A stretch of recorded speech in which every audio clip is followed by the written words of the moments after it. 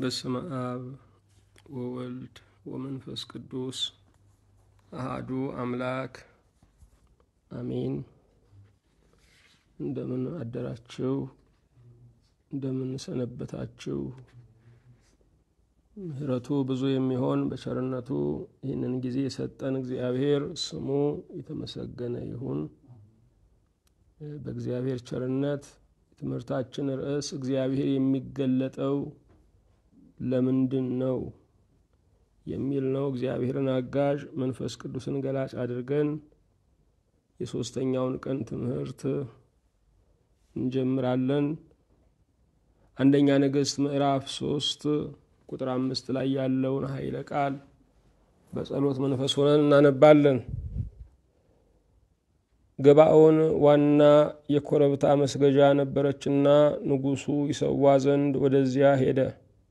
ሰሎሞንም በዚያ መሠዊያ ላይ 1000 የሚቃጠል መሥዋዕት አቀረበ። እግዚአብሔርም በገባኦን ለሰሎሞን በሌሊት በሕልም ተገለጠለት። እግዚአብሔርም ምን እንድሰጥህ ለምን አለ። ሰሎሞንም አለ፣ እርሱም በፊትህ በእውነትና በጽድቅ በልብም ቅንነት ካንተ ጋር እንደሄደ ከባሪያህ ከአባቴ ከዳዊት ጋር ታላቅ ቸርነት አድርገሃል። ዛሬ እንደሆነው በዙፋኑ ላይ የሚቀመጥ ልጅ ሰጥተህ ታላቁን ቸርነትህን አቆይተህለታል። አሁንም አቤቱ አምላኬ ሆይ እኔን ባሪያህን በአባቴ በዳዊት ዙፋን አንግሰኸኛል። እኔም መውጫንና መግቢያን የማላውቅ ታናሽ ብላቴና ነኝ። ባሪያህም ያለው አንተ በመረጥከው ሕዝብ ላይ ስለ ብዛቱም ይቆጠርና ይመጠን ዘንድ በማይቻል በታላቅ ሕዝብ መካከል ነው። ስለዚህም በሕዝብ ላይ መፍረድ ይችል ዘንድ መልካሙንና ክፉውንም ይለይ ዘንድ ለባሪያ አስተዋይ ልቡና ስጠው። አለበዚያማ በዚህ በታላቅ ሕዝብ ላይ ይፈርድ ዘንድ ማን ይችላል?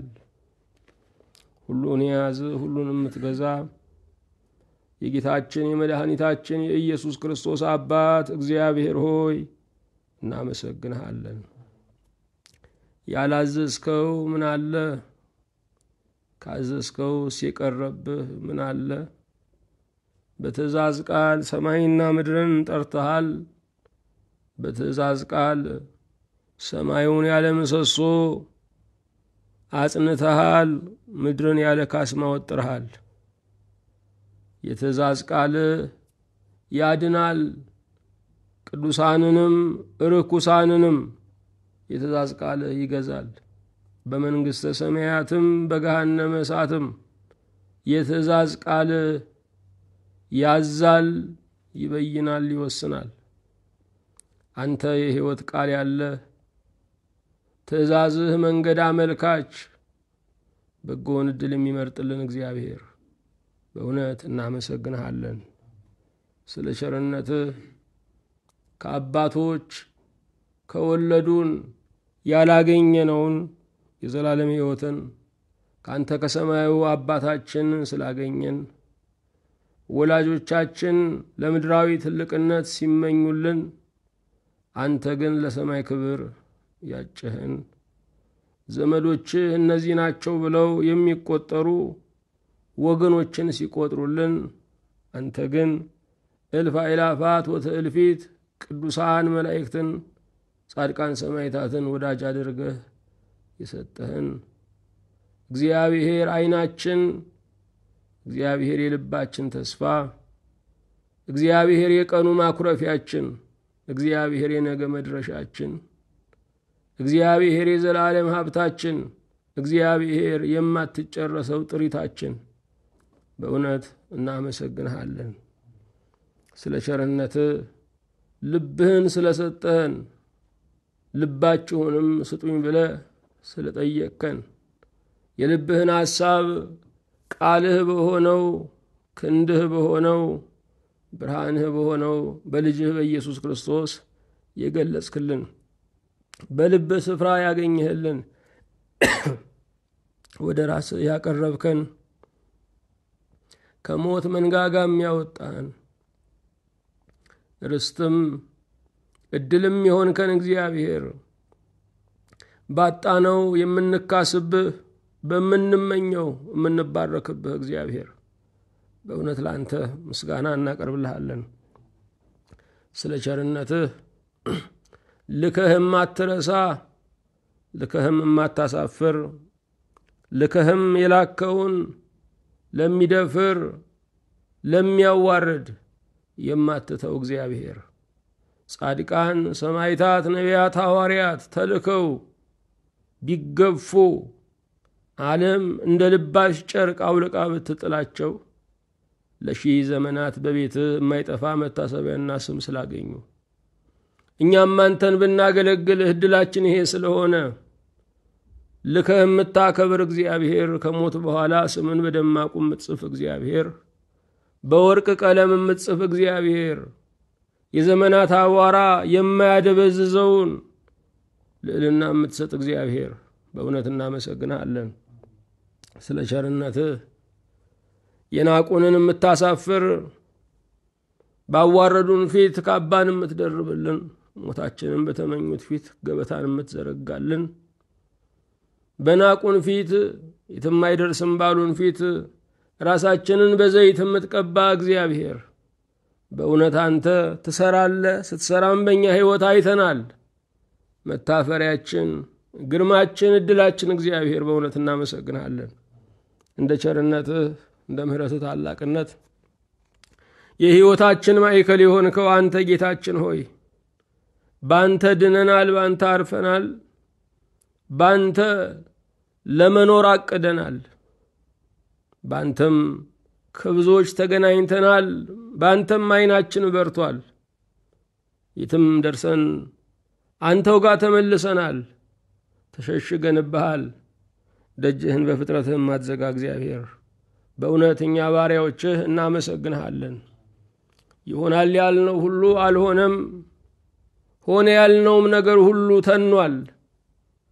የጨበጥነው ሲከዳን፣ ያዝነው ያልነው ሲያመልጠን፣ የኔ ነው ብለን ያወራንለት እንኳን በአፋችን የተናገርነው በልባችን የተመካንበት ሁሉ እንደ ጉም ሲተን፣ አንተ ግን ጽኑ ነህና የሆንከው የምትሆንልንም አንተ ብቻ ነህና በእውነት ጌታችን ሆይ እናመሰግንሃለን። ፍርድህ ትልቅ የሆነ እግዚአብሔር በፍርድህም ታላላቆችን ድል የምትነሳ ለድሃዋ ለምስኪኗ ረዳትም ለሌላት ልጆቿን ለቀበረች ባሏም ለሞተባት ባልቴትነቷ ለተገፋ የባለጠጎች ዘንግ ላረፈባት ዳኞች ፍርድን ለነሷት ለተናቀችው እምባዋ እንደ ክረምት ዝናብ ለተቆጠረው ለምስኪኗ ስትል ከነገስታት የምትጣላ በመኳንንት ላይ በሚፈርዱት ላይ የምትፈርድ እግዚአብሔር በፍርድ ታላቅነት ብዙ ዘመናችንን ከፍተኸዋል። እንደ በር ከፍተኸዋል። እንደ ቁልፍም መወርወሪያ አንተ አላቀኸዋል። በእውነት ጌታችን ሆይ ተመስገን። አምላካችን ሆይ ማንም የሚመስልህ የለም፣ ማንም የሚተካከልህ የለም፣ ማንም የሚደርስብህ የለም፣ ማንም የሚገዳደርህ የለም። አንተ ከሁሉ በላይ ነህ። አንተ ከዘመን እሴት በላይ ነህ። አንተ ከወገን በላይ ነህ። አንተ ከስልጣን በላይ ነህ። አንተ ካገኘነው ከምናገኘው ነገር በላይ ነህ። ጌታችን ሆይ በእውነት እናደንቅሃለን። ስለ ቸርነትህ እኔን ባሪያህን እነዚህን ባሪያዎችህን ሁሉ አቤቱ ይቅር በለን፣ አነጋግረን፣ ድምፅህን አሰማን። አቤቱ ሆይ አንተ ካልተናገርከን ምውት የሆነው ነገራችን ሕይወት አያገኝም። አንተ ካልተናገርከን የበራው ቀን ጨለማ ነው። አንተ ካልተናገርከን ቀትሩ ውድቅት ሌሊት ነው። ጌታ ሆይ በመናገርህ አፍካለን። ስለ ቸርነትህ ስለ ምሕረትህ ታላቅነት በቃልህ በረከት እንድትባርከን በሰጠህን ዘመን ሁሉ የቃልህን ገበታ እንድታሰፋልን ቃልህን የሚናገሩ አገልጋዮችን እንድታጸናልን ጆሮና ልብንም ምርኮ አድርገህ እንድትሰጣቸው አቤቱ እንማጸናለን። ጌታ ሆይ ይህንን ሰዓት እንድትወደው እንድታከብረው በመንፈስህ በረከት እንድትባርከው እንጸልያለን። በዚህ መካከላችን ያነከሰች ነፍስ ዛሬ ደግሞ ጸንታ እንድትራመድ ያዘነችም ባንተ እንድትጽናና ያንቀላፋች ባንተ እንድትነቃ ሐዘን ያጠላባት የደስታ መጎናጸፊያ እንዲደረብላት አቤቱ እንለምንሃለን። ጉባኤውን በመንፈስ ቅዱስ በረከት አቤቱ ባርክ። መሰብሰባችን አንተን የሚያከብር መናገራችን፣ ማለም ማቀዳችን፣ መዘመር መመስከራችን ሁሉ አንተን የሚያከብርህ ይሁንልን። ሀገራችን ኢትዮጵያን በቸርነትህ እንድታስባት፣ ማዕበሉን እንድትገስጽላት፣ ከገባችበት ነገር ሁሉ የመውጫውን መንገድ እንድታሳያት፣ ከልጅነታችን ጀምሮ ገና ከማህፀን ጀምሮ ሽብርን የጦርነትን ድምፅ የምንሰማባት ምድር እስከ ሽበትም የተጨነቅንባት ሀገር ናትና ለኢትዮጵያ ትንሣኤ እንዲሆን አቤቱ እንጠይቅሃለን። በየስፍራው የሚወድቀውን ወገናችንን ሰብአዊ ክብሩ የተደፈረውን በቸርነትህ እንድታስበው፣ መልክህን እንድታከብር፣ አርአያህን እንድታከብር፣ መቅደስህን እንድታከብር አቤቱ በጽኑ እንጠይቅሃለን። የተራቡ የችግር ተራራን የሚገፉ ብዙዎች አሉ። ጌታ ሆይ ዘመናቸውን በሙሉ እንጀራ ጋግረው መብላት ያልቻሉ፣ ዘመናቸውን በሙሉ ችግር ቤት የሰራባቸው፣ የማይላቀቁት ቀንበር የሆነባቸው ብዙ ወገኖች አሉን። አቤቱ በቸርነት ዛሬ በበረከት አስታውስልን። የታመሙትን ጌታ ሆይ ጤና የራባቸውን፣ አነጋጋሪም የራባቸውን፣ ለማን ልንገር ብለው የተቸገሩትን ሁሉ በቸርነትህ አቤቱ አስታውስልን። ያዘመሙ ትዳሮች እንዲቃኑ፣ ከወላጆቻቸው ፈቃድ የወጡ ልጆች ወደ ልቦናቸው እንዲመለሱ፣ የታሰሩ እንዲፈቱ፣ በስደት በምርኮ ያሉ ለሀገራቸው ለነጻነት እንዲበቁ አቤቱ እንጠይቅሃለን። ስለ ቸርነትህ በፊትህ በቆምን ጊዜ እንድናስባቸው አደራ ያሉንን ወገኖቻችንን በማይረሳ አእምሮ በሰማያዊት መንግሥትህ በከበረው አደባባይ በማያልቀው መዝገብህ አቤቱ አስብልን። በረከተ አብ፣ በረከተ ወልድ፣ በረከተ መንፈስ ቅዱስንም አቤቱ አሳደርብን። በጌታችን በኢየሱስ ክርስቶስ በእርሱ ያለ ክብር ጽን ላንተ ይገባሃል። ከእርሱ ጋራ ከመንፈስ ቅዱስም ጋራ ትክክልም ይሆን ዛሬም ዘወትርም ለዘላለሙ አሜን። የእግዚአብሔር የአምላካችን ስሙ የተመሰገነ ይሁን። ርዕሳችን እግዚአብሔር የሚገለጠው ለምንድን ነው የሚል ነው። ዘመኑ ዘመነ አስተርእዮ የመገለጥ ዘመን ተብሎ የሚጠራ ነው። በቤተ ክርስቲያን ስያሜ ዘመነ አስተርእዮ ተብሎ የሚጠራው ከጌታ ልደት እስከ አብይ ጾም መባቻ ያለው ጊዜ ነው። የአብይ ጾም የመጀመሪያው እሁድ ዘወረደ ተብሎ ተሰይሟል። ከሰማይ ሰማያት የወረደው ከቅድስት ድንግል ማርያም ተወልዶ ፍጹም ሰው የሆነው የጌታችን የኢየሱስ ክርስቶስ ትህትናና ፍቅር የሚዘከርበት ቀን ነው። ስለዚህ የአብይ ጾም መባቻው አስተርእዮ ነው፣ መገለጥ ነው። ለዚህ ነው እግዚአብሔር የሚገለጠው ለምንድን ነው በሚል ርዕስ የምንነጋገረው። ብሉይ ኪዳንና ሐዲስ ኪዳን የእግዚአብሔር የመገለጡ ታሪክ ነው። እግዚአብሔር በሰዎች ሕይወት፣ እግዚአብሔር በዘመናት፣ እግዚአብሔር በሕዝቦች፣ እግዚአብሔር በዳኝነት ስፍራዎች፣ እግዚአብሔር በጸሎት መልሶች ሲገለጥ መጽሐፉ ይነግረናል። እግዚአብሔር በተለያየ መንገድ ይገለጣል። የሚገለጠው ለምንድን ነው? 7 ነጥቦችን ባለፉት ጊዜያት አይተናል። እግዚአብሔር በረከት ለመስጠት ይገለጣል። ያለ እግዚአብሔር በረከት እኛ ፍጹም ድሆች ነን። በእውነትም ያለነው በእግዚአብሔር በረከት ነው። ለስሌት በማይመች ለእምነት ግን በማይደንቅ በረከት ውስጥ እያለፍን ነው። እግዚአብሔር ያልባረከው ማንም የለም። ተባርኮ ያኮረፈ ይኖራል፣ ተባርኮ የሚያመሰግን ይኖራል። እግዚአብሔር ግን የበረከታችን ምንጭ ነው። እስትንፋሳችን በአፍንጫችን ላይ ያደረችውም በእግዚአብሔር በረከት ነው። በዚህ ዓለም ላይ ትልቁ በረከታችን በትላንትና ላይ ዛሬ ለኛ መጨመሩ ነው። እግዚአብሔር ብቻ የሚሰጠው በረከት አለ፣ እርሱ እድሜ ነው። ስለዚህ ዛሬ ያልተባረከ የለም። ቀን የተጨመረለት ሁሉ ተባርኳል። ዛሬ ብሎ ለመጥራት የቻለ ሁሉ ተባርኳል። መጀመሪያ ስለመኖራችሁ አመስግኑ። ስለመኖሪያው ቀጥሎ ታስባላችሁ። መኖርን የሰጠ እግዚአብሔር መኖሪያውን አይነሳም። ያገኘናቸው ስለተጨነቅን አይደለም። እግዚአብሔር የፈጠረውን የማይረሳ አምላክ ስለሆነ ነው።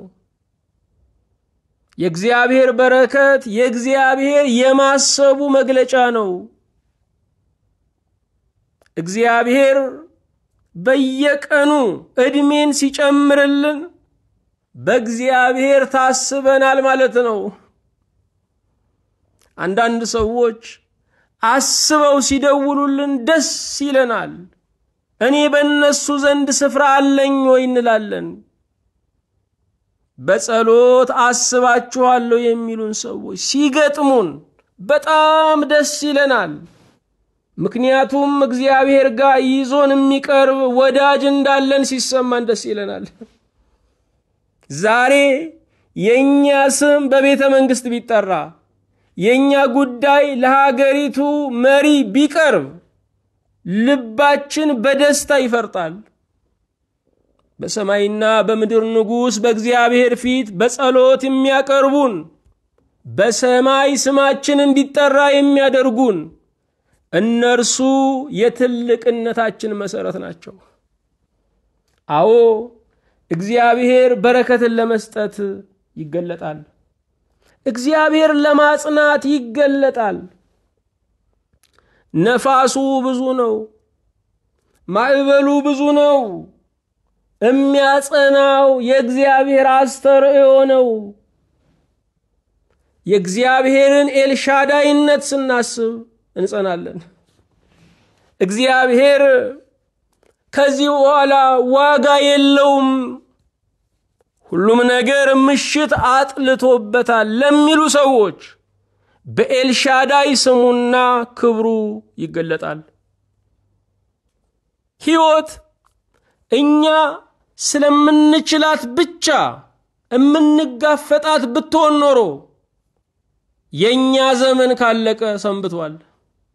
ሕይወት ግን በእግዚአብሔር ቻይነት የምንገልጣት ምዕራፍ ናት። አዎ እኔ አልችልም፣ እግዚአብሔር ግን ይችልልኛል። ድካሜ የማያደክመው አምላክ አለኝ።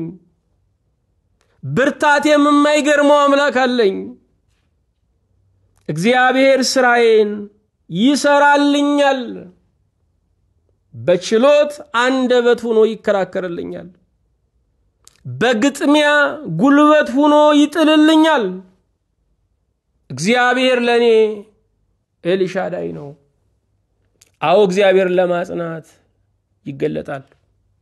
ይህንን ረጅም ሰማይ እስቲ ያስቡት። አንዳንድ ትልልቅ የአውሮፕላን ማረፊያ ተርሚናሎችን ስንመለከታቸው እንደነቃለን። ነገር ግን እነዚያ በስንት አይነት ብረት ተጠላልፈው እንደቆሙ እናያለን። ሰማይን የሚያህል ሰሌዳ አለ አንዳች ምሰሶ ቆሟል። ያጸናው ቃሉ ነው። ሰማይን ያጸና ቃል እኔን ለማጽናት ብቁ ነው። ቤት ያለ ምሰሶ አይቆምም፣ ሰውም ያለ ቃሉ አይቆምም። እግዚአብሔር በቃሉ ይገለጣል ለማጽናት።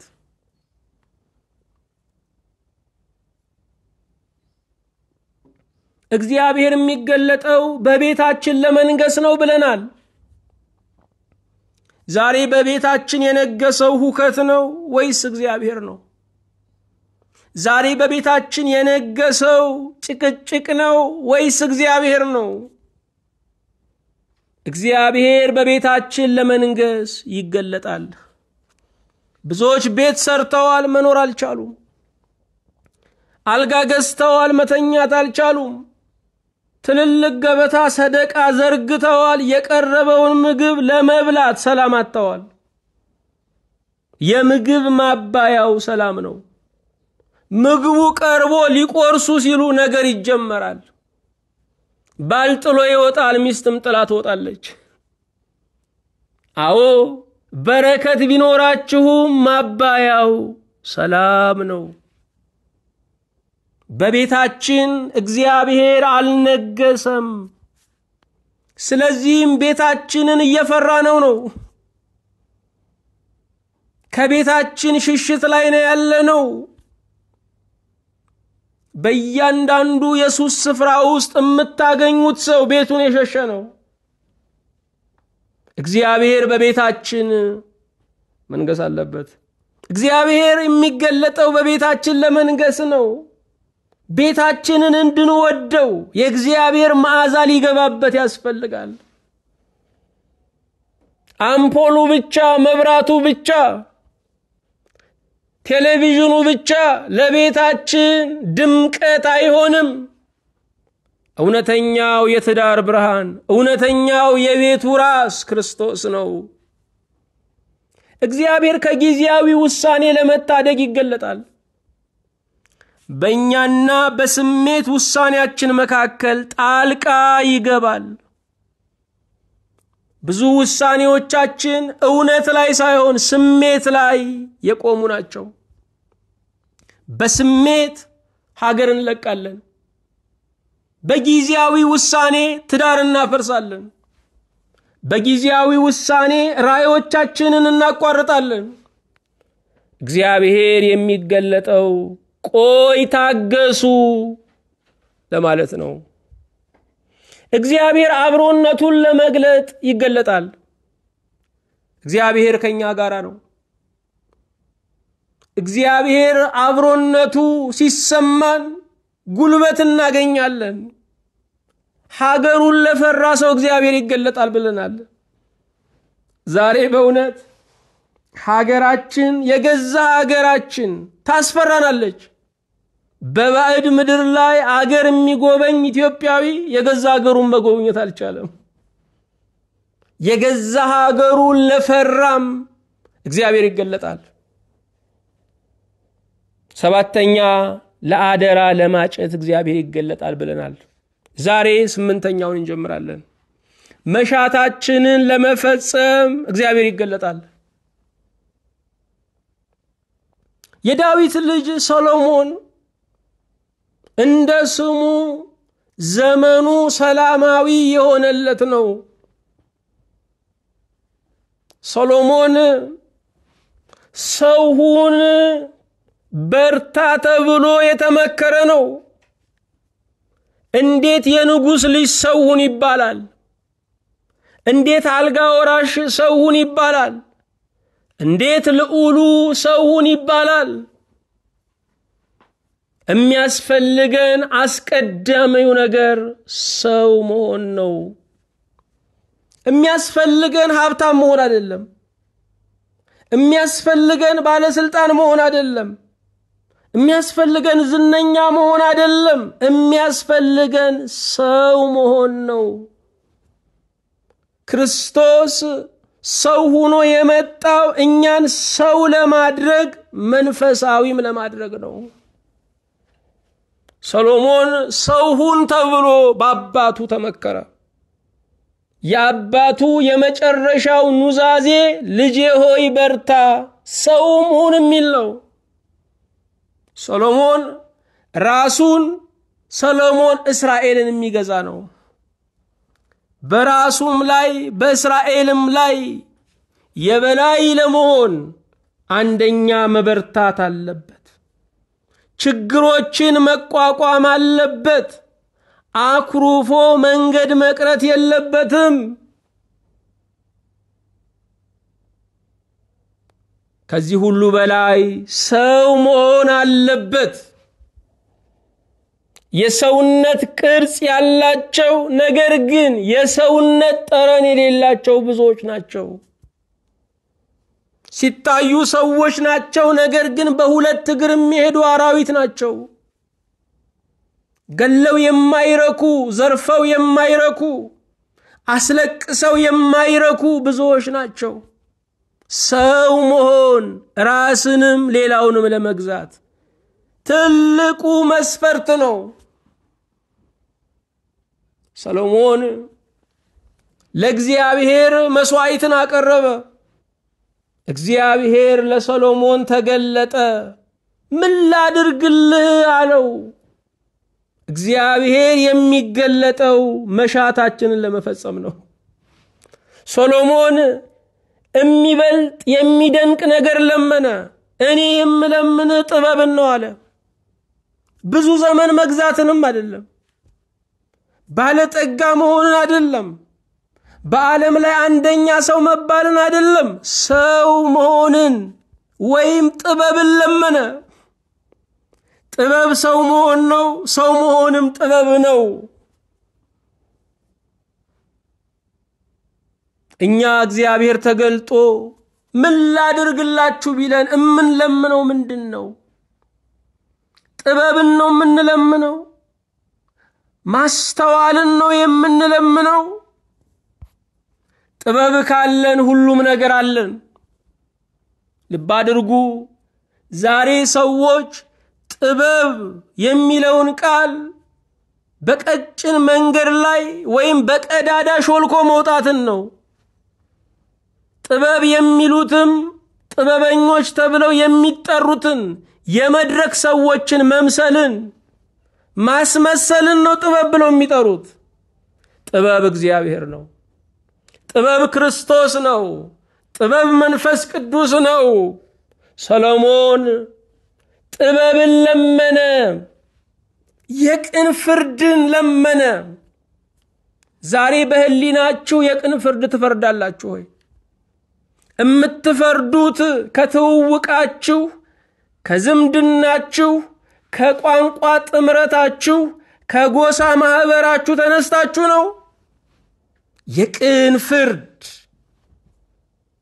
በሰዎች ጫማ ውስጥ የራስን እግር በማስገባት ስሜታቸውን መረዳት መቻል፣ እሱ ጥበብ ነው።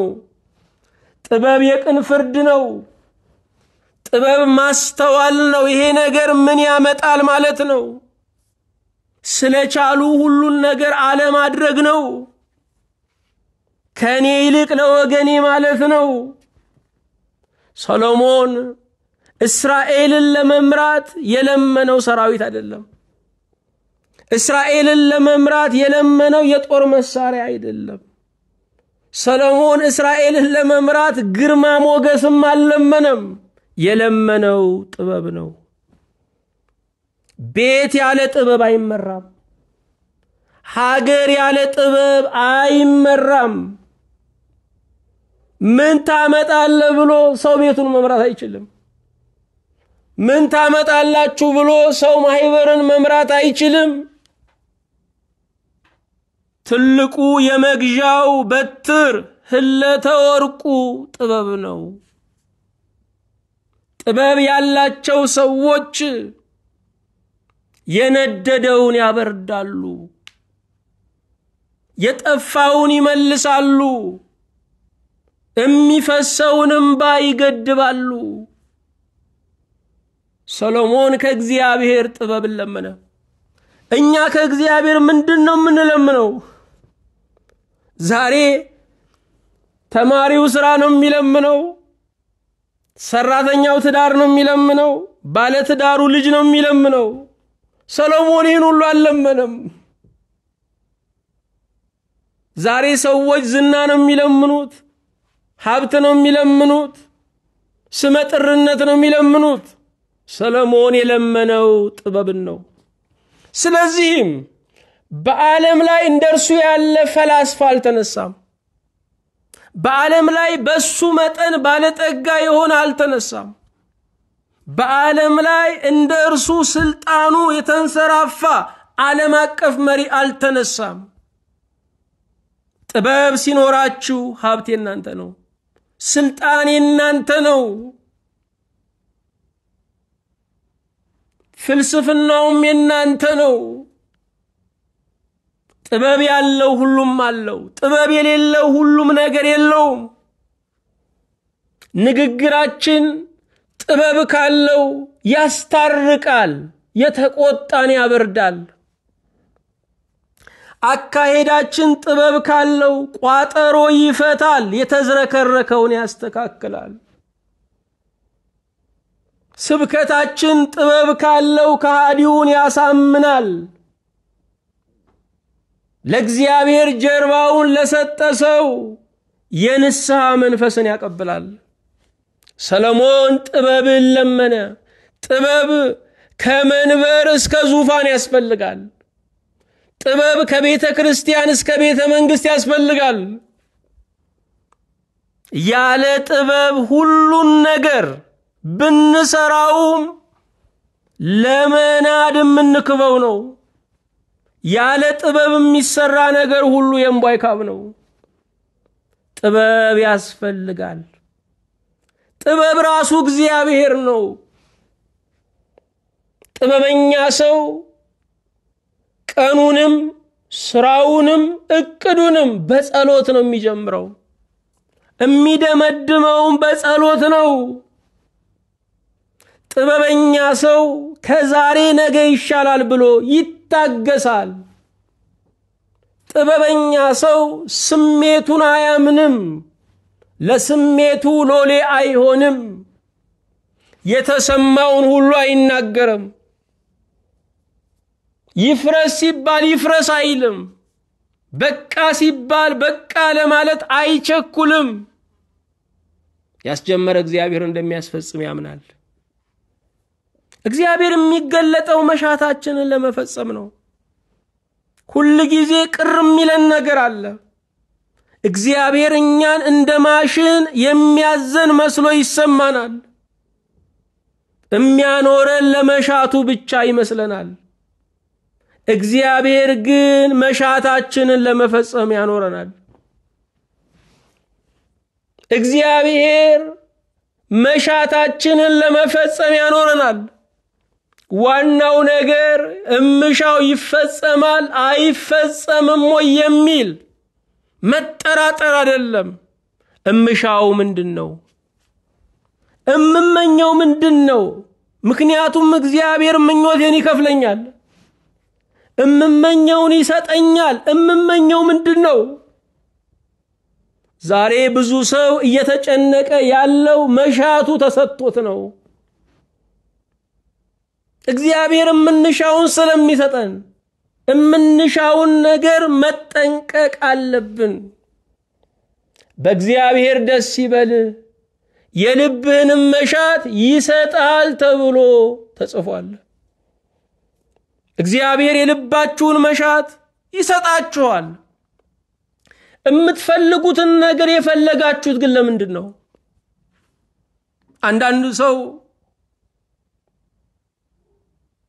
የሚበቀለው ሰው አለው። ያንን የተሰጠውን ነገር እንቁልልጭ እያለ እያሳየ የሚያናድደው ሰው አለው። ለምንድነው የምትፈልጉትን ነገር የፈለጋችሁት? ለብሽሽቅ ነው? በእግዚአብሔር ደስ ይበል የልቦናን መሻት ይሰጣል። እግዚአብሔር የልብን መሻት ይሰጣል። ስለዚህ እምትሹትን ጭምር ዛሬ መመርመር ያስፈልጋል። መመርመር ያስፈልጋል።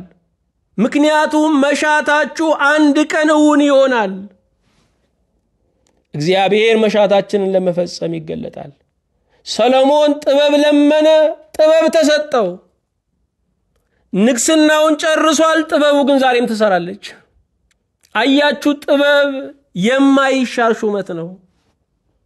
ጥበብ ሺህ ዘመን የሚያስተጋባ ድምጽ ነው። ጥበብ ዘመናትን ትውልድን ሁሉ የሚገዛ ነው። ሰሎሞን ዛሬ ለኛ ንጉስ አይደለም፣ ለኛ ግን ጠቢብ ነው።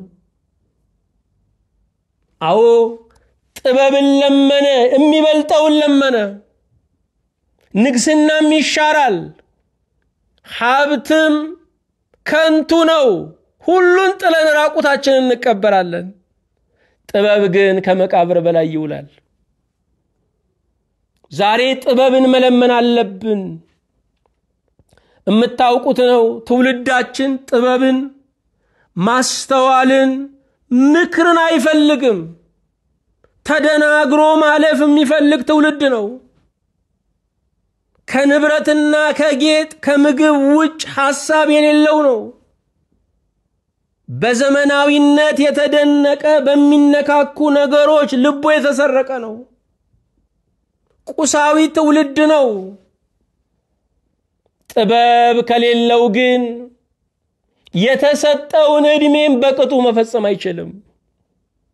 ያለ ጥበብ ህይወት ከባድ ናት። በጉልበት ህይወትን መምራት፣ ትዳርን መምራት፣ አገርን መምራት አይቻልም። ያመልጠናል። ጥበብ ግን ሁሉን ያደራጃል። ሰማይን ሰማይ ያደረገው፣ በሰማይ ላይ ፀሐይን፣ ጨረቃን፣ ከዋክብትን የደረደረው ጥበብ ነው። ጥበብ ይኩላል፣ ጥበብ ያስውባል፣ ጥበብ ሁሉንም በቦታው ያስቀምጣል፣ ይደለድላል። ለመኖር የሚያስፈልገን ጥበብ ነው። ከማንም ሰው ጋር ስትገናኙ ከዛ ሰው ምን አይነት ጥበብ አገኛለሁ በሉ። ልብ አድርጉ። እኛ ያበላል ጥበብ፣ የሌብነት ጥበብ ብለን ነው የምናስበው። ሌብነት ብሎ ጥበብ የለም። አበላል ብሎ ጥበብ የለም። የመብላት ሳይሆን የማብላት ጥበብ ግን አለ። የመቀማት ሳይሆን የመስጠት ጥበብ ግን አለ። ጥበብ እግዚአብሔር ነው። ጥበብ ቅዱስ ነው። ጥበብ ጽድቅን የተመላ ነው። ሰሎሞን ጥበብን ለመነ። ዛሬም የአይምሮ ሀብትን ለምኑ። ከኪስ ሀብት የአይምሮ ሀብትን ለምኑ። ባለጠጎች፣ የዓለም ቢሊዮነሮች ወደ ስልጣን አካባቢ ውር ሲሉ ጥበብ ሲጎላቸው ታያላችሁ። እንዴት በህፃን አስተሳሰብ ሲዘውሩ ታያላችሁ። ጥበብ ክብር ነው። ጥበብ ከሌለው ባለጠጋ፣ ጥበብ ያለው ድሃ ይበልጣል። ጠቢብ መሆን ያስፈልጋል። ያለ ጥበብ ማስታረቅ አይቻልም። ያለ ጥበብ ሰዎች ራሳቸውን እንዲቀበሉ ማድረግ አይቻልም። ያለ ጥበብ መንግስተ እግዚአብሔርን ማስፋፋት አይቻልም። ያለ ጥበብ የቤተ ክርስቲያንን ደጆች መክፈት አይቻልም። ያለ ጥበብ ልጅን ልጅ ማድረግ አይቻልም። ያለ ጥበብ የተባረከ ትዳርን ማግኘት አይቻልም።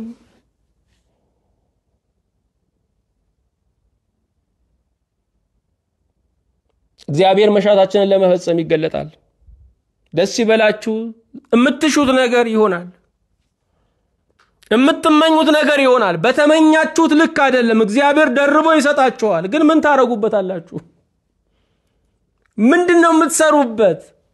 ወንጌል ይስፋፋበታል? ወንጌል ካልሰፋበት ምን ይጠቅማል? ለማትኖሩበት ዓለም አከማችታችሁ ወደምትኖሩበት ዓለም እንዴት ባዶ እጃችሁን ትሄዳላችሁ?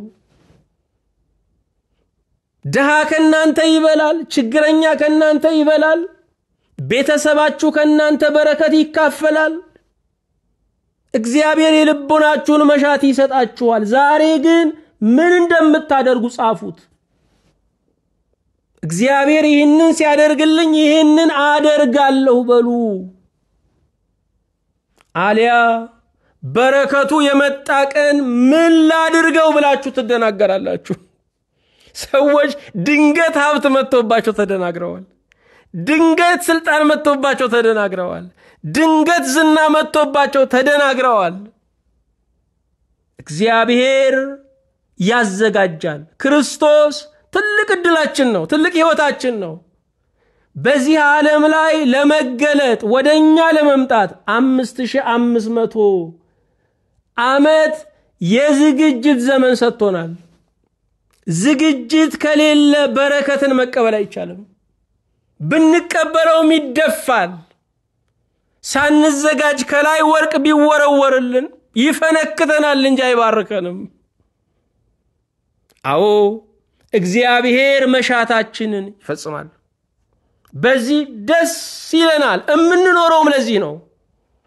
መሻቱን ለመፈጸም ብቻ አይደለም፣ መሻታችን ሲፈጸም ለማየትም ነው የምንኖረው።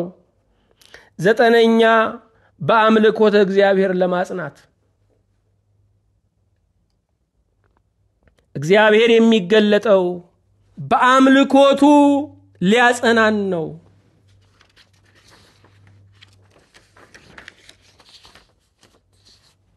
አንደኛ ነገሥት ምዕራፍ 11 ቁጥር 9 ላይ 2 ጊዜም ከተገለጠለት ሌሎችንም አማልክት እንዳይከተል ካዘዘው ከእስራኤል አምላክ ከእግዚአብሔር ልቡን አርቋልና እግዚአብሔርም ያዘዘውን ነገር አልጠበቀምና እግዚአብሔር ሰሎሞንን ተቆጣ ይላል። መጨረሻዬን አሳምርልኝ ማለት ትልቅ ጸሎት ነው። ሰሎሞን በመጨረሻ ላይ ከአምልኮተ እግዚአብሔር ተፈናቀለ። ለእግዚአብሔር የሰገደ ጉልበቱ ለጣዖት ተንበረከከ። ምክንያቱ ሀብት ፍለጋ፣ ስልጣን ፍለጋ፣ ዝና ፍለጋ፣ ዕውቀት ፍለጋ አልነበረም።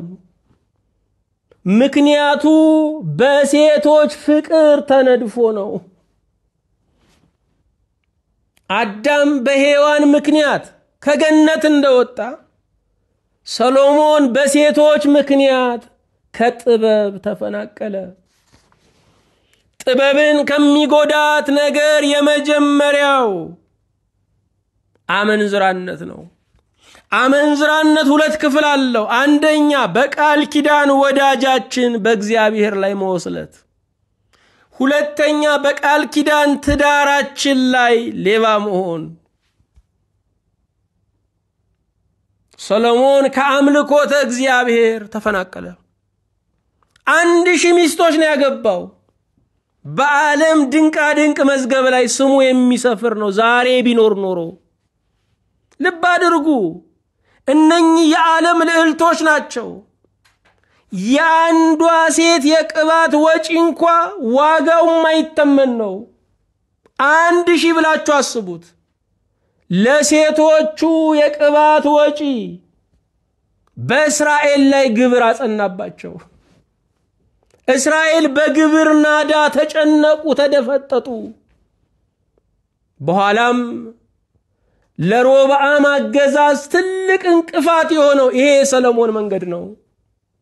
ሰሎሞን የተባረከች ሀገርን ተቀበለ፣ አበላሽቶ ለልጁ አስረከበ። መልካም የምንሆነው ለልጆቻችንም ስንል ነው። የተበላሸ አደራን በእጃቸው ላይ ላለማስቀመጥም ነው። እግዚአብሔር ለሰሎሞን ተገለጠለት። እግዚአብሔር ተገልጦ ሰሎሞንን ተቆጣው። እግዚአብሔር ለምን ይገለጣል? በአምልኮቱ እንድንጸና። ዛሬ ሰዎች ውበትን እየተከተሉ ከአምልኮ ይወጣሉ። የተለያየ ውበትን፣ ዝነኛነት ሊሆን ይችላል፣ ስመጥርነት ሊሆን ይችላል፣ ሀብት ሊሆን ይችላል፣ የሚወዷቸው የሚያፈቅሯቸው ሊሆኑ ይችላሉ። ውበትን እየተከተሉ ከአምልኮተ እግዚአብሔር ይወጣሉ። ብዙ ሰው ሃይማኖቱን የሚለውጠው ለምንድን ነው? ሰማይን በምድር እየለወጠ ሰውን በእግዚአብሔር እየተካ ነው። ከሃይማኖት የወጡ ሁሉ የወጡበት ምክንያት አለ። እነርሱ የሚያለባብሱት ካባ አይደለም፣ የወጡበት የራሳቸው ምክንያት አለ።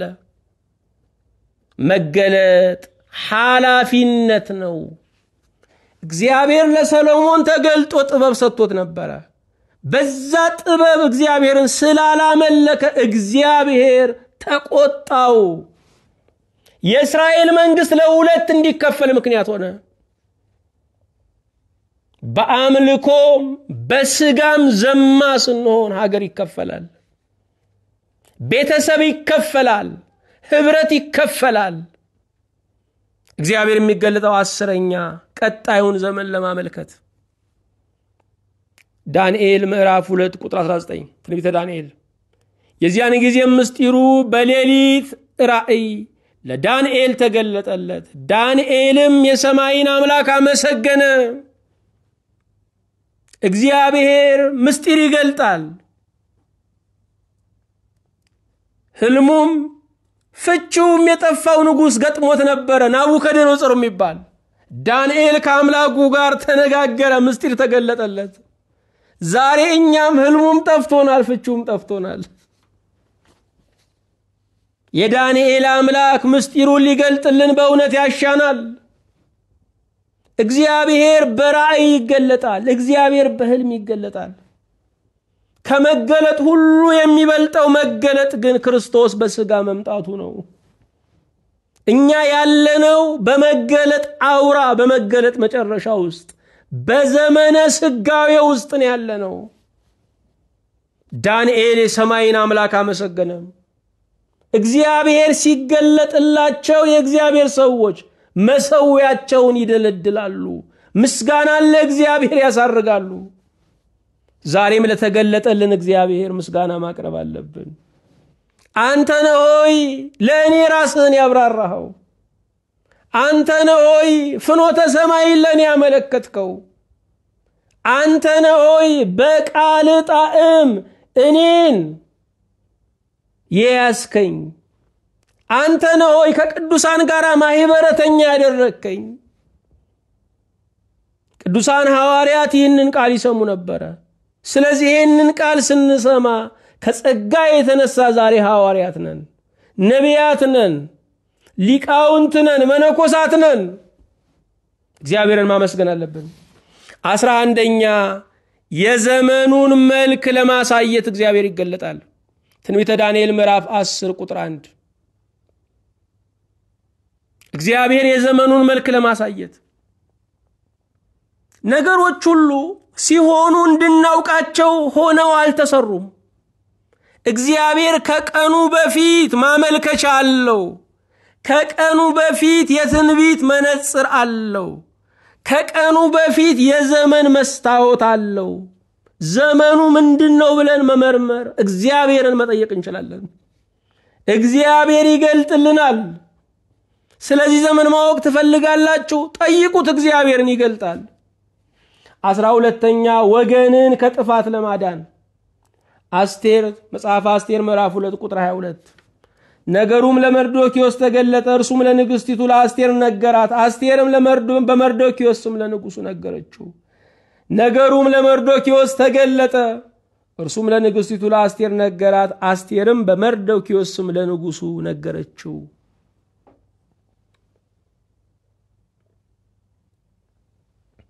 መርዶክዮስ የአስቴር አጎቷ ነው። አስቴርን በጥበብ አሳድጎ ለቤተ መንግስት ያበቃ ነው። የድንጋይ መቀመጫ ላይ ተቀምጦ የወርቅ ዙፋን ላይ የተቀመጠውን ንጉሱን ከሞት ይታደግ ነበር። ትልቅ ሥራ ለመስራት ትልቅ ቦታ መቀመጥ አያስፈልግም። ትልቅ ሥራ የሚሰራው በትልቅ ወንበር ሳይሆን በትልቅ ልብ ነው። መርዶክዮስ ድንጋይ ላይ ተቀምጦ ንጉሱን ከሞት ይታደግ ነበር። ወገንን ከጥፋት ለማዳን እግዚአብሔር መርዶክዮስን ተጠቀመበት። መጽሐፍ አስቴርን አንብቡ፣ ዝርዝር ታሪኩን። እግዚአብሔር የሚገለጥልን ወገንን ከጥፋት እንድናድን ነው። ዛሬ ክርስቲያን በቤተ መንግስት ውስጥ ካለ ወገኖቹን ክርስትናን ለመታደግ ነው የሚኖረው ወይስ ዘመኑ እንዳይጣላኝ ኋላ ቀር እንዳይለኝ ብሎ ክርስትናንና ቤተ ክርስቲያንን የሚዋጋ ነው? 13ኛ እግዚአብሔር ለበቀል ይገለጣል። መዝሙር 94 ቁጥር 1 እግዚአብሔር የበቀል አምላክ ነው። የበቀል አምላክ ተገለጠ። እግዚአብሔር ሊበቀል ሲመጣ እኛ ተበቅለን ከቆየ ነው ስራውን ወሰድንበት። ስለዚህ በቀል እግዚአብሔር ነው።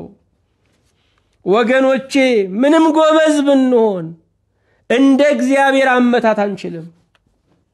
እግዚአብሔር ሲበቀል ጽድቅ ነው። እግዚአብሔር ሲበቀል የፍርዱ አካል ነው። እኛ ስንበቀል ግን አመጽ ነው፣ ኃጢአት ነው። መንግስት ባለበት ሀገር የበደለውን ሰው የሚቀጣ ሰው የሚጣላው በቀጥታ ከመንግስት ጋር ነው። መንግስት የለም ብሎ እንደመካድ ነው። ለዚህ ነው የግል እስር ቤት ማናቋቁመው። ለዚህ ነው የበደሉንን እኛም ማንቀጣው። በቀል የእግዚአብሔር ነው። በቀልን ለእግዚአብሔር መተው እግዚአብሔር በዙፋኑ አለ ብሎ ማመን ነው። አዎ ጠላቶቻችን የምንላቸውን እግዚአብሔር ያልተበቀለ ይመስለናል። እግዚአብሔር በምንፈልገው መንገድ አይደለም የሚበቀለው። እሱ በማይታይ መሳሪያ ልብና ኩላሊትን እየወጋጋ እግዚአብሔር ይቀጣል፣ ይበቀላል። በቀልን ለእግዚአብሔር መተው አለብን። 14ኛ እግዚአብሔር የሚገለጠው ፍቅሩን ለመግለጥ ነው። ኤርምያስ 31 ቁጥር 3 እግዚአብሔርም ከሩቅ ተገለጠልኝ እንዲህም አለኝ፣ በዘላለም ፍቅር ወድጄሻለሁ፣ ስለዚህ በቸርነት ሳብኩሽ። እግዚአብሔር ፍቅሩ ዘላለማዊ ነው። የጊዜ ገደብ የለበትም። ገና በማንኖርበት ዘመን ያፈቀረን ነው። ከፍጡር ወገን የነገ ወዳጃችን ማን መሆኑን አናውቅም። እግዚአብሔር ግን ነገም ወዳጃችን ለመሆኑ እርግጠኞች ነን። በዘላለም ፍቅር ወዶናል። በዘላለም ፍቅር የወደዱን ሰዎች የሉም ብቻ አይደለም፣ በዘላለም ፍቅር የወደድናቸው ሰዎችም የሉም። አንዴ ልባችን ግሎ እንወዳለን፣ ከዛ በኋላ ደግሞ በረዶ ይገባበታል፣ እንቀዘቅዛለን። በፍቅር አንጻር ራሳችንን ከሃዲ ሆኖ እናገኘዋለን። አበድኩል ያልነውን እናሳብደዋለን። አፈር ልብላል ያልነውን አፈር እናበላዋለን። በዘላለም ፍቅር የሚወድ እግዚአብሔር ነው። እግዚአብሔር ታምኖ መክዳት ወዶ መጥላት የለበትም። ስለዚህ በቸርነት ሳብኩሽ። እኛ ሰዎችን የምንስበው ተስፋ እየሰጠን ያንን ለማግኘት እንዲከተሉን እያደረግን ነው። እግዚአብሔር ግን ቸርነትን እያበዛ ነው የሚስበን። ወደ ቄራ የሚወሰዱ ከብቶችን ካያችሁ አሞሌ ጨው ከፊት ያልሳቸዋል። ያንን ላስ ያደርጉና በደንብ ለመላስ ሲፈልጉ እንደገና ደግሞ ፈንጠር ብሎ ይሄዳል። አሁንም ይከተላሉ፣ መጨረሻ ወደ መታረጃቸው ይደርሳሉ። እኛ ሰዎችን የምንስበው በተለያየ መንገድ በማጓጓት ነው፣ ካገኙ አይገኙም ብለን። እግዚአብሔር ግን ከኛ ጋር ግንኙነት የሚጀምረው የዘላለም ሕይወትን አሁን በመስጠት ነው። አሁን የዘላለም ሕይወትን በመስጠት ነው። በቸርነት የሚስብ አምላክ ነው። ሰው ጋር እንደለመድ ነው እግዚአብሔር ጋር መድገም የለብንም። እሱ በቸርነት የሚስብ አምላክ ነው። በመጨረሻው ስጦታ የሚጀምር አምላክ ነው። ክብር ምስጋና ለእርሱ ይሁን። 15ኛ ራሳችንን ሊያሳየን እግዚአብሔር ይገለጣል። 20 ነጥቦችን እንዘጋለን ዛሬ። ሕዝቅኤል 21 ቁጥር 24 ስለዚህ ጌታ እግዚአብሔር እንዲህ ይላል፣ ኃጢአታችሁን ስላሰባችሁ መተላለፋችሁም ስለተገለጠ ኃጢአታችሁም በስራችሁ ሁሉ ላይ ስለታየ እናንተም ስለታሰባችሁ በእጅ ትያዛላችሁ ይላል። በዚህ ዓለም ላይ የሰላም ሁሉ መሰረቱ ጥፋቱ የኔ ነው ማለት ነው። የዮናስ መርከብ ከነውጥ የተረፈችው ጥፋቱ እኔ ነኝ በማለቱ ነው። እኔን ጣሉኝ በማለቱ ነው። አንቺ ነሽ አንተ ነህ የሚባልበት ትዳር ነውጡ አይበርድም፣ ማዕበሉም ይቀጥላል። እኛ ኢትዮጵያውያን ስጋችንን ቆርጠው ቢወስዱት ደጎች ነን። በብዙ ነገር ታማኞች ልንሆን እንችላለን። ይቅርታ የምትል ቃል ግን አንወድም። ይሄን ለማወቅ ከፈለጋችሁ አፍ ያልፈታ የ2 ዓመት ሕፃን ይቅርታ ጠይቅ ብትሉት ሊታነቅ ይደርሳል፣ ይስረቀረቃል፣ ጉሮሮ ላይ አጥንት ይሰካል። ይቅርታ የሚለውን ቃል በደም ጭምር ለልጆቻችን አውርሰናል። ይቅርታን የሚጠላ ተበድዬ ይቅር አልልም የሚል ዘፈን ሰምቻለሁ። ታዲያ ካልተበደለማ ምን ይቅርታ አለ ወገኖቼ? በሽታ እኮ ስላለ ነው መድኃኒት ያስፈልገው። እሳት ስላለ እኮ ነው ውሃ ያስፈልገው። አዎ በደላችን ከተገለጠልን እድለኞች ነን። ስህተታችንን በትክክል ማወቅ ከቻልን የመዳን ዋዜማ ላይ ነን። ከግማሽ በላይ ለመፍትሄ ተጉዘናል። ጥፋቱ የኔ ነው ማለት መቻል ቤትን ይታደጋል፣ ሀገርን ይታደጋል፣ ቤተክርስቲያንን ይታደጋል። እግዚአብሔር የሚገለጠው ራሳችንን ሊያሳየን ነው። እግዚአብሔር የሚሰጠን መነጽር አይደለም። መነጽር ሰው ማያ ነው። መስታወት ራስን መመልከቻ ነው። ከእግዚአብሔር ጋር ስትሆኑ ሰው የምታዩበት መነጽር አይደለም የሚሰጣችሁ፣ ራሳችሁን የምታዩበት መስታወት ነው።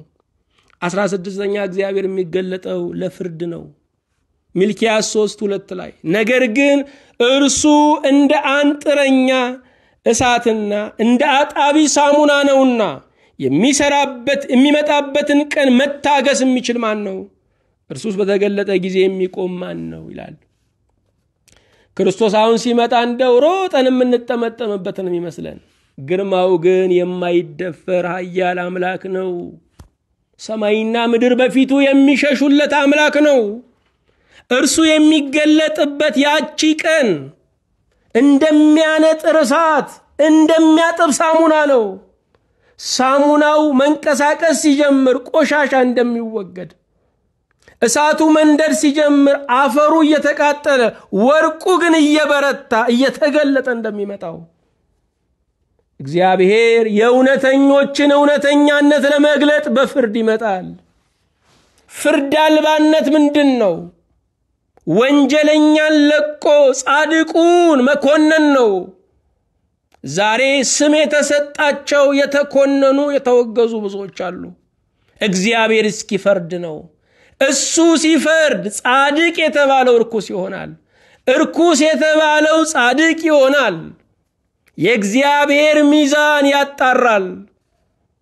17ኛ እምነትን ለማጽናት እግዚአብሔር ይገለጣል።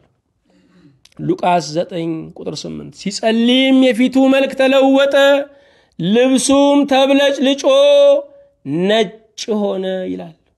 ጌታችን ኢየሱስ ክርስቶስ በደብረ ታቦር በታቦር ተራራ ክብረ መንግስቱን ብርሃነ መለኮቱን ለደቀ መዛሙርቱ የገለጸው እምነታቸውን ለማጽናት ነው።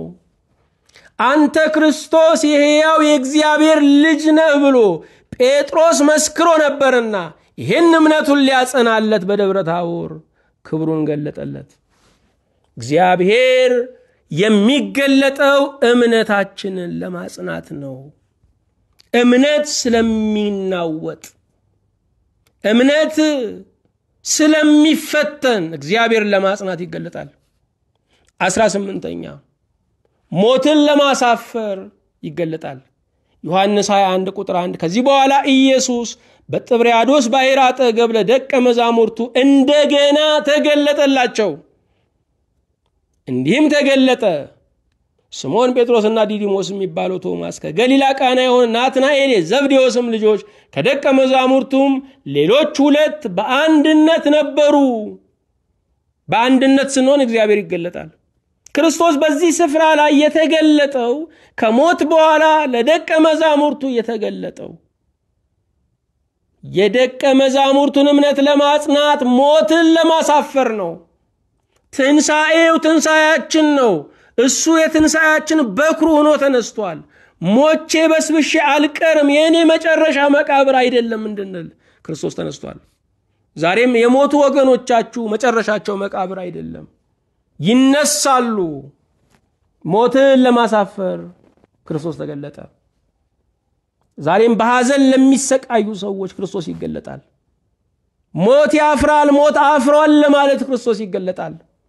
19ኛ ስራውን በጥንቃቄ እንድንሰራ ዕብራውያን 8 ቁጥር 5 እነርሱም ሙሴ ድንኳኒቱን ሊሰራ ሳለ እንደተረዳ ለሰማያዊ ነገር ምሳሌና ጥላ የሚሆነውን ያገለግላሉ፣ በተራራው እንደተገለጠል ምሳሌ ሁሉን ታደርግ ዘንድ ተጠንቀቅ ብሎት ነበርና የእግዚአብሔርን ሥራ መስራት ብቻ አይደለም፣ በጥንቃቄ መስራት ያስፈልጋል። የእግዚአብሔር ሥራ ጥንቃቄ ይፈልጋል። የእግዚአብሔር ሥራ ሰማያዊ ጥበብ፣ መለኮታዊ ኃይል ይፈልጋል። የእግዚአብሔር ሥራ በክብር እንከን የለሽ ሆኖ ሊሰራ ይገባዋል። ተጠንቀቅ አለው። ሥራውን ሲሰራ እግዚአብሔር እንደገለጠለት እንዳሳየው አድርጎ እንዲሰራ ተጠንቀቅ አለው። ምስጢሩን ሥራውን በጥንቃቄ እንድንሰራ እግዚአብሔር ይገለጣል። 20ኛ የመጨረሻችን ምስጢሩን ለመግለጥ እግዚአብሔር የሚገለጠው ምስጢሩን ለመግለጥ ነው። የልቡን ሊያወራን እግዚአብሔር ይገለጣል። ሽሽጉን አደባባይ ሊያደርግልን እግዚአብሔር ይገለጣል። ውስብስብ የሆነውን እንቆቅልሹን ሊፈታልን እግዚአብሔር ይገለጣል። ክብር ምስጋና ለእርሱ ይሁን።